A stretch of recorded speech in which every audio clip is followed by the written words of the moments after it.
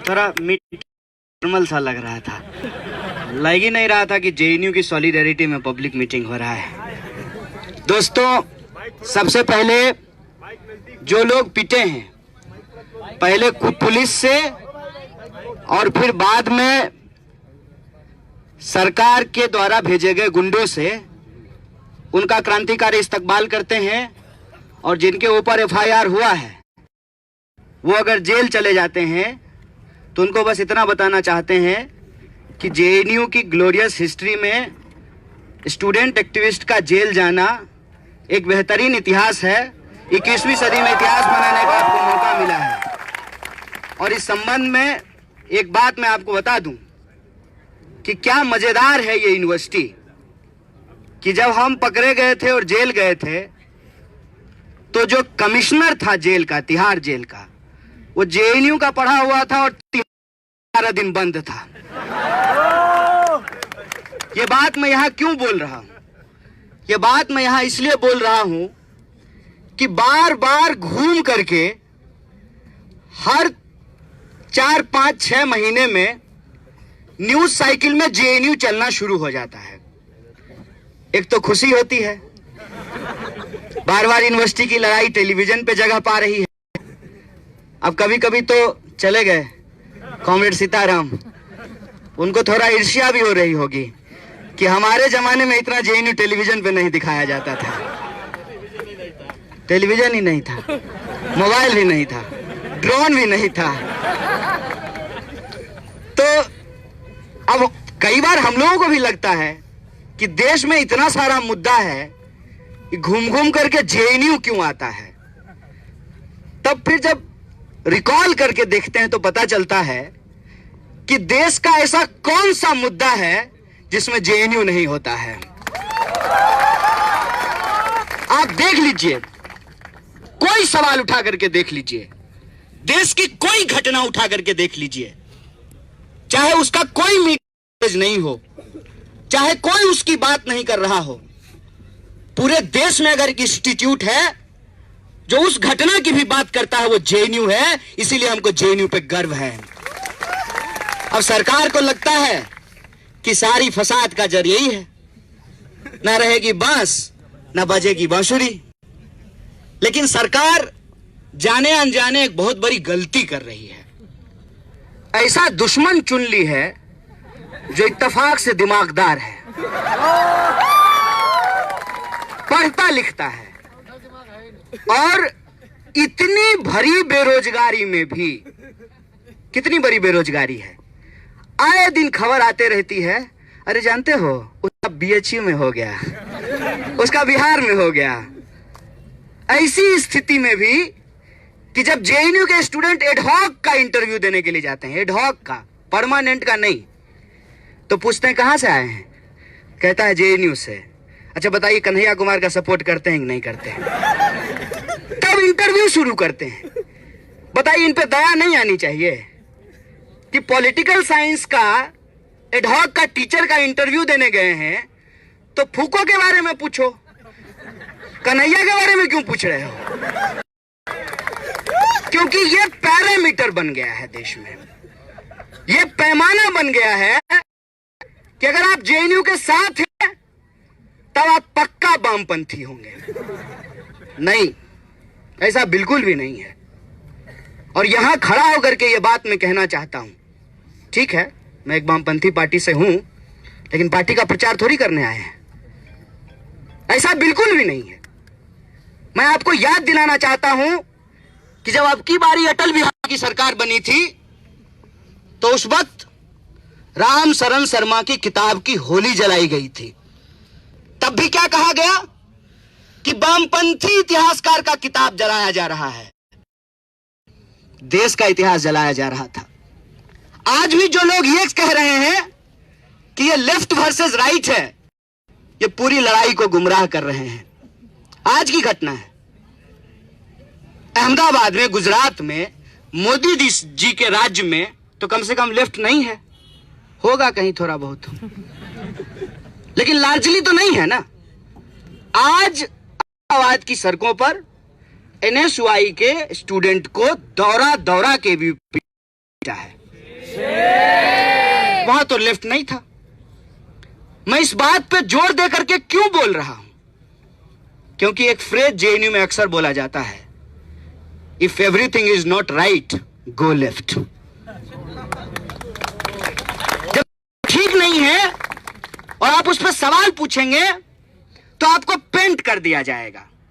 पहले वामपंथी कह करके पेंट किया जाता था, आजकल नए नए शब्द गढ़े गए, टुकड़ा टुकड़ा गैंग, और मुझे उसका सरगना कहा जाता है।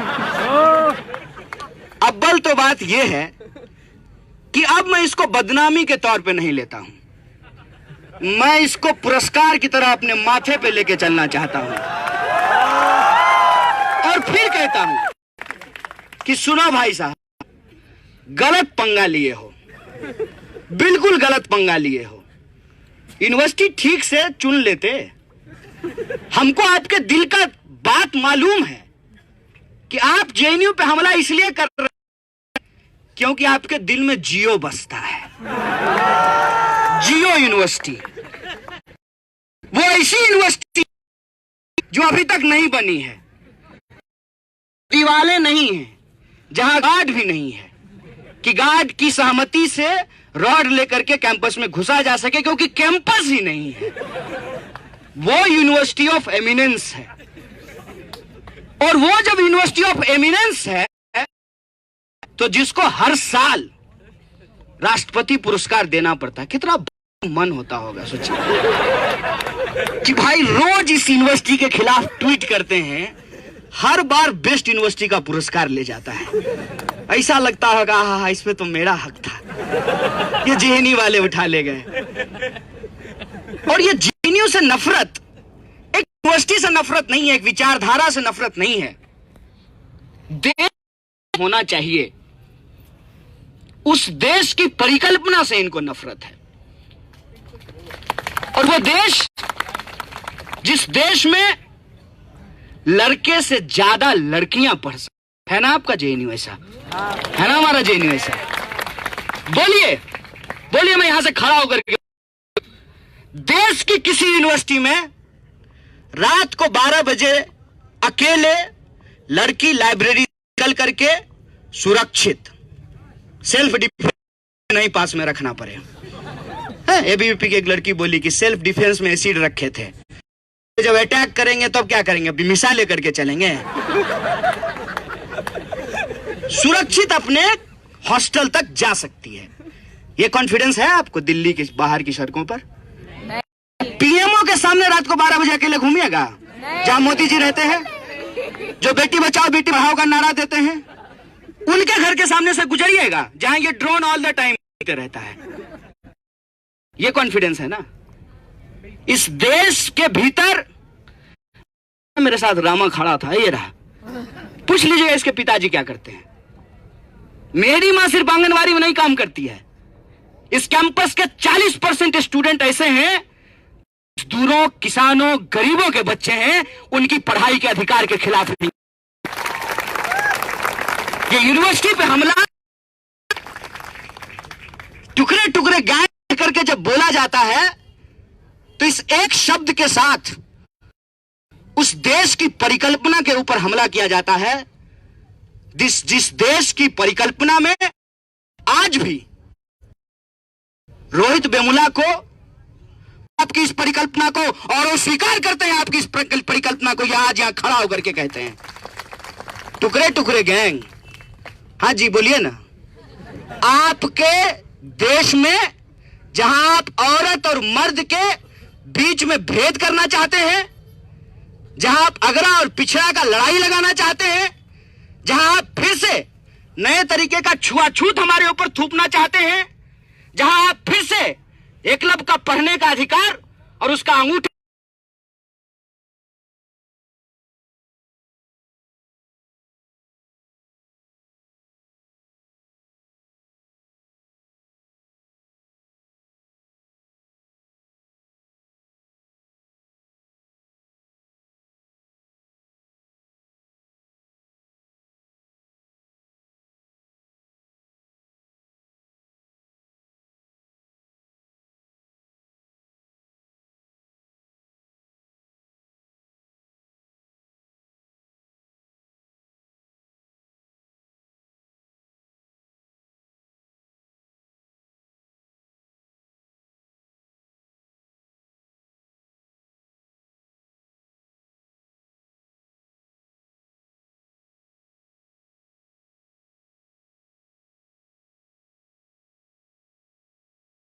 दाढ़ी से, हमारे सॉल से, हमारे झोले से, हमारे चप्पल से। दिक्कत किस बात से है? दिक्कत आपको हमारे होने से है। यह बता दीजिए साहब, यह बता दीजिए कि जैसे ठाकुर अपने घर के बाहर किसी दलित को यह अलाउ नहीं करता था कि तुम जूता पहन करके जाओगे, तो हाथ में जूता लेकर के चलो। तुम जेएनयू में पढ़ते हो, जनता के टैक्स के पैसे से पढ़ते हो, तो पढ़ने तो नहीं देंगे। जिस टैक्स के पैसे से पढ़ते हो उस जनता को भी तुम्हारे खिलाफ खड़ा कर देंगे, क्योंकि एक बहस खड़ा किया गया है देश में। हर 3-4 महीने में बहस। कल फिर बोले हैं मोटा भाई, टुकड़ा टुकड़ा गैंग।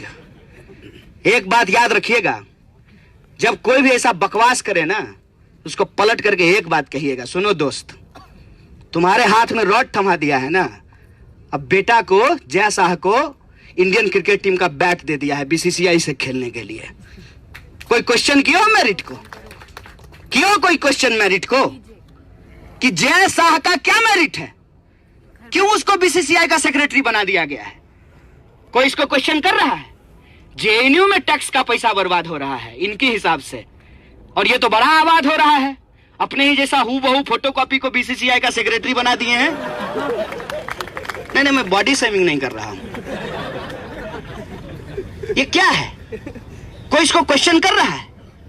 देश के भीतर आज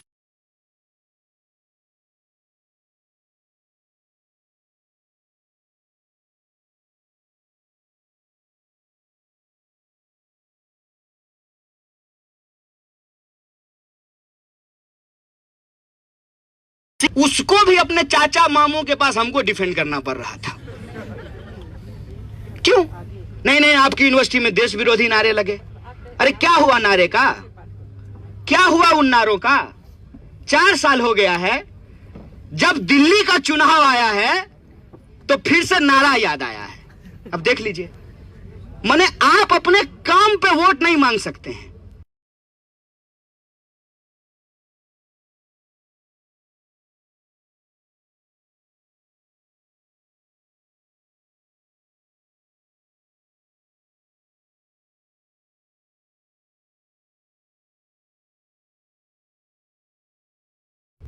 कि आपका पीस जो है वो जेएनयू और जामिया जैसी यूनिवर्सिटी छीन ली है।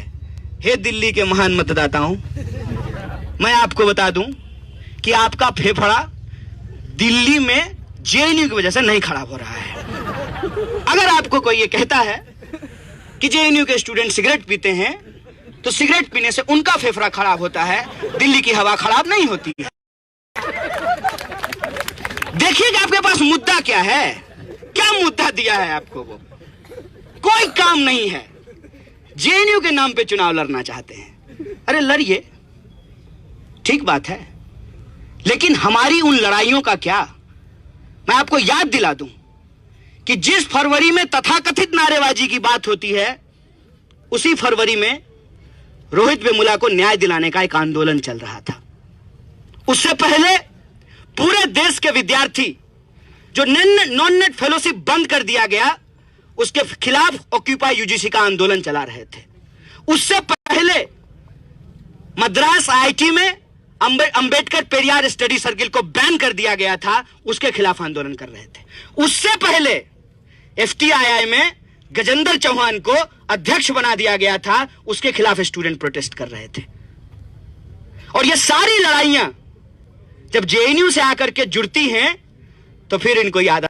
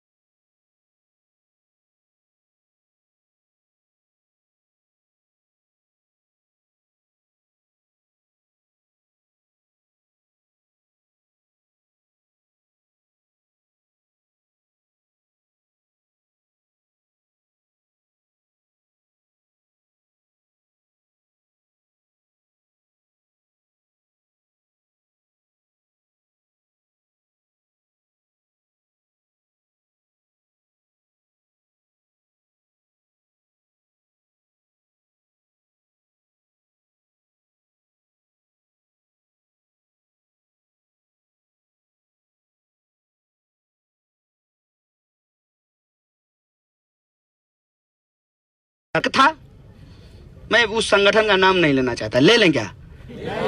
हाँ, बोल्डन मॉड थोड़ी है कि नाम लेने उसका ताकत बढ़ जाएगा।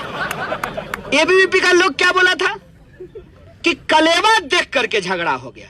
तुम पूरा माथा में कलेवा लपेट लो, तुमको कोई मना कर रहा है? बोलिए, जेएनयू में कभी भी किसी को उसका जो प्रैक्टिस, उस प्रैक्टिस से उसको करने के लिए रोका गया हो? अरे हम लोगों को दाढ़ी बढ़ाने से नहीं रोकता है, तो तुमको कलेवा लगाने से कौन रोकेगा? पूरे बहस को कहां शिफ्ट कर दिया? कलेवा लगाने पे। और आज वो मां आज भी उसको ढूंढ रही है कि मेरा बच्चा कहां है। नहीं मालूम है कि क्या हो उसके साथ। फिर ये तर्क दे करके कि जेएनयू के टीचर अपने भीतर कई स्टूडेंट को लेकर के पॉलिटिकल गैंग बनाते हैं, इसलिए एक टीचर के भीतर 3 से ज्यादा स्टूडेंट नहीं होना चाहिए। यही तर्क था ना जी। सीट कट किया गया, सीट कट कर दिया गया। 84% सीट जो है उस पर रीएडमिशन ही नहीं हुआ। तो उनको क्या लगा था, हमारे टाइप के लोगों को जेएनयू से तो कोई और नहीं होगा। लीजिए, सर फुड़वा के बैठी हुई है, क्या कीजिएगा बोलिए? इस मूर्खता का कोई जवाब है? इनको लगता है कि फीस बढ़ा देंगे,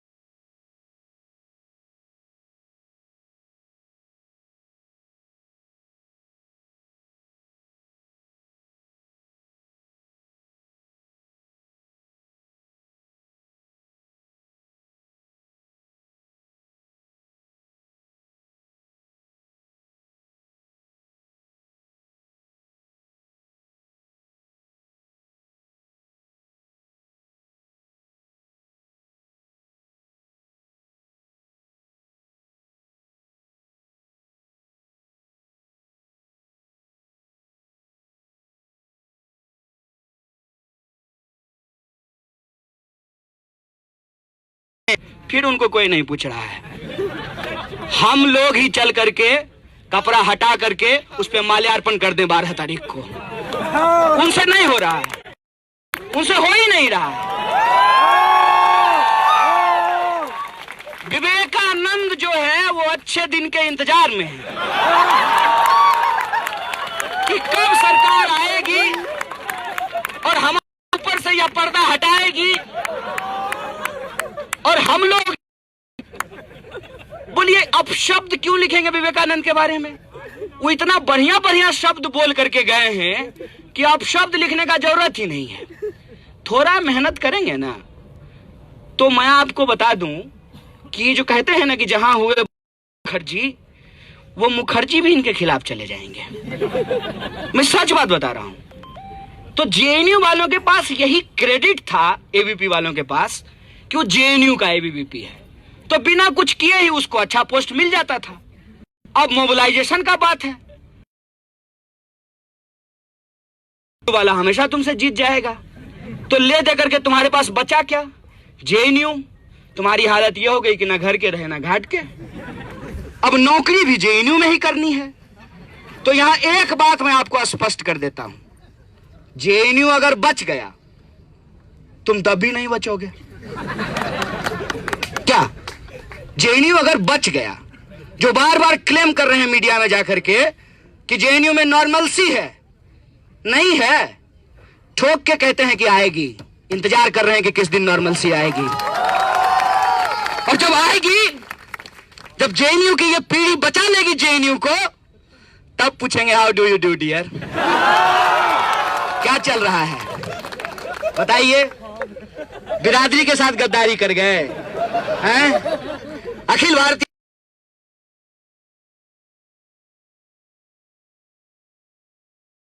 भारतीय जनता का ही पार्टी कर रही है। विद्यार्थी पीट दिए, बताइए किस लोभ में कि नौकरी मिल जाएगी। आजकल तो पता नहीं चलता है कि सच क्या है अफवाह क्या है। इंटरव्यू देने के वक्त कुछ अफवाह उड़ती है, ये जानते हो आज इसका होने वाला है, और वो अफवाह सच साबित हो जाती है शाम तक। इंटरव्यू खत्म होते ही कितना नौकरी मिल जाएगा, कितने लोगों को नौकरी दे दी जाएगी, और एक यूनिवर्सिटी बंद करा देंगे, हालांकि वो होगा नहीं। क्या इतना ठंडा बोलिएगा जी, नहीं होगा, नहीं होगा। और यूनिवर्सिटी अगर बच गई तो तुम तब भी नहीं बचोगे, और यूनिवर्सिटी अगर खत्म हो गई जैसा तुमको लगता है,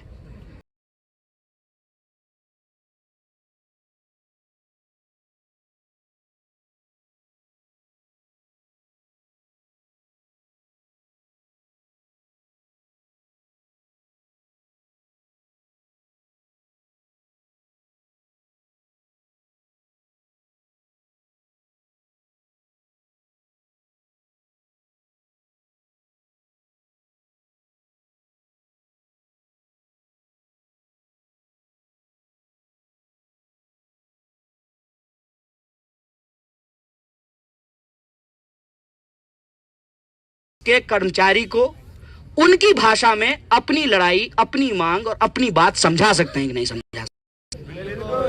बस इतनी सी बात है कि जिस कैब पे आप बैठे हैं उस कैब ड्राइवर को यह समझा सकते हैं कि नहीं समझा सकते हैं कि यह जेएनयू की लड़ाई एक्चुअली तुम्हारी लड़ाई है। यह चीज हम करने की जरूरत है, और यह हम जितना करना शुरू कर देंगे उतना इनकी परेशानी बढ़ती जाएगी। इनको यह लगता था कि एक बार जेएनयू को टुकड़ा टुकड़ा गैंग बोल दिए हैं हर चुनाव से पहले। मुझे तो लगता है इनका मास्टर जो है वो ट्रेंड हो गया है, जब भी चुनाव होने को हो इनके मुंह में टुकड़ा ठूस देता है, इसीलिए चुनाव में ये सिर्फ टुकड़ा टुकड़ा बोलते रहते हैं।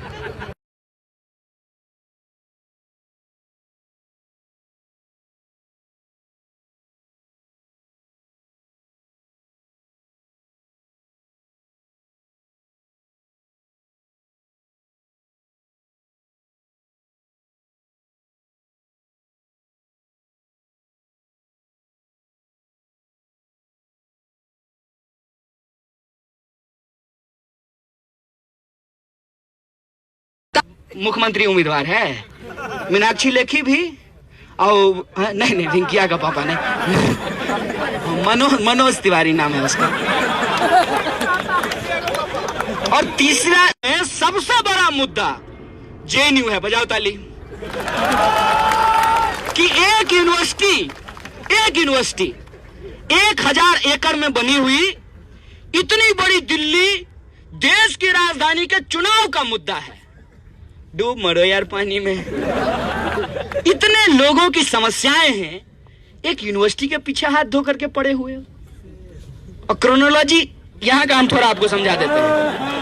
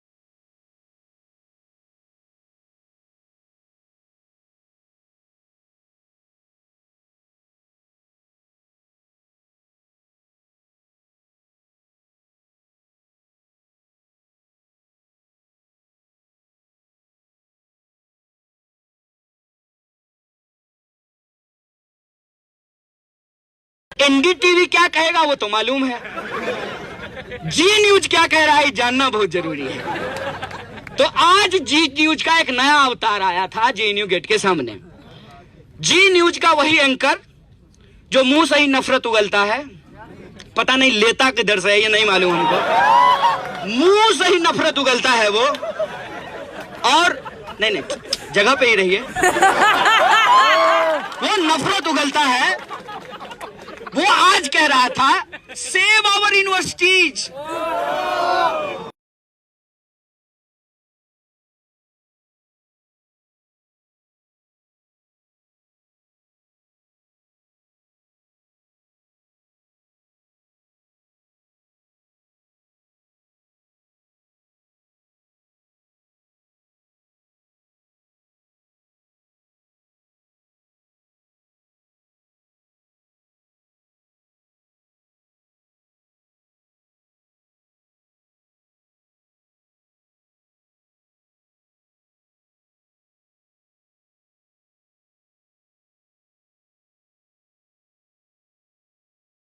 आप प्रोटेस्ट करने से डर जाएं, और प्रोटेस्ट में पुलिस की मौजूदगी में यह पहल है जिसमें हम कहते हैं कि किसी भी जातीय पहचान के आधार पर, किसी के जेंडर के आधार पर कोई डिस्क्रिमिनेशन नहीं किया जाएगा। हम सहमत हो सकते हैं आपसे, हम असहमत हो सकते हैं आपसे, लेकिन आपके बोलने के अधिकार के साथ हम खड़े होंगे। यह आइडिया ऑफ इंडिया है। यह हमला फेज वाइज किया जा रहा है। जैसे ना वॉशिंग मशीन खरीद लिए तो किस्त में पैसा देना पड़ेगा। कुछ लोग आजकल मुनिका रहते हैं सीनियर से, पूछ लीजिएगा, बताएंगे जीवन चलता कैसे है।